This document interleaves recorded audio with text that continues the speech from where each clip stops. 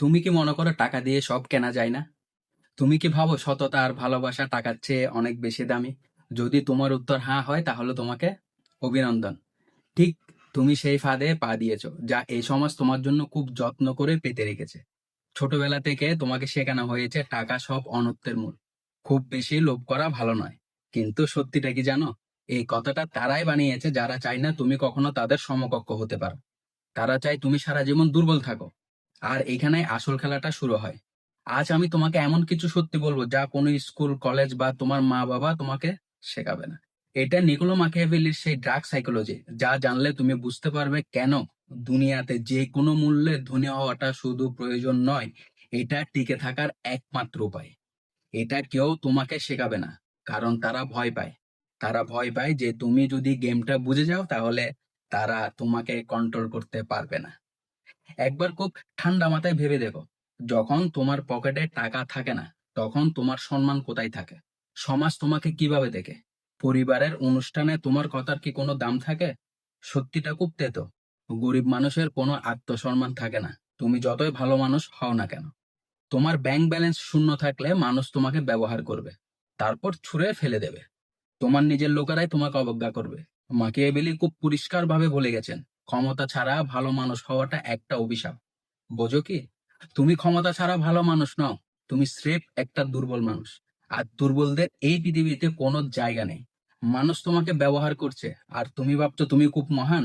এটাই সেই ভুল যা 90% মানুষ করে।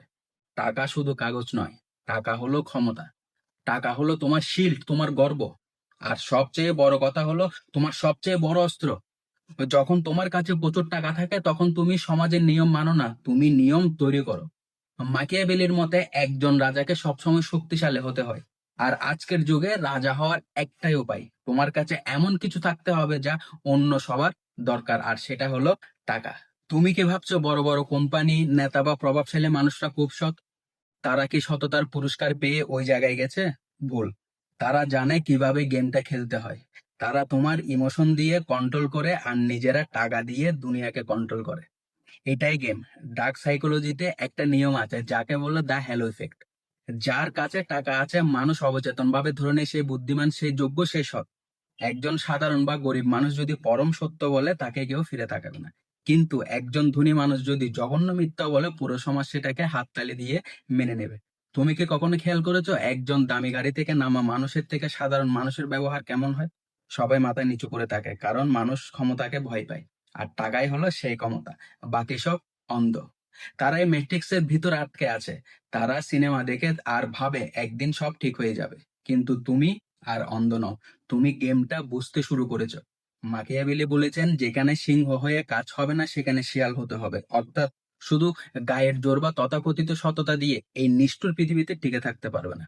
তোমাকে ধূত হতে হবে। এখানে যে কোনো মূল্যে, যে মানে এই নয় যে তুমি রাস্তায় নেমে চুরি করবে।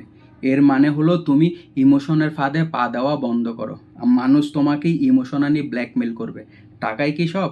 আমাদের সম্পর্ক তো কিন্তু বিপদের দিনে, যখন তোমার হাসপাতালে লাখ লাখ টাকা লাগবে, তখন ওই সম্পর্ক তোমাকে বাঁচাতে আসবে না।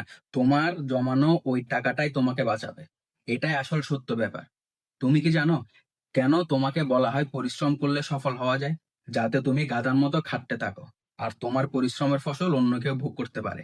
সিস্টেম চাই তুমি একটা চাকরি করো, মাস শেষে একটা লিমিটেড স্যালারি পাও, ইএমআই দাও আর ভয়ে ভয়ে বেঁচে থাকো, কারণ ক্ষুধার্ত মানুষের শাসন করার সবচেয়ে বড় সহজ জিনিস।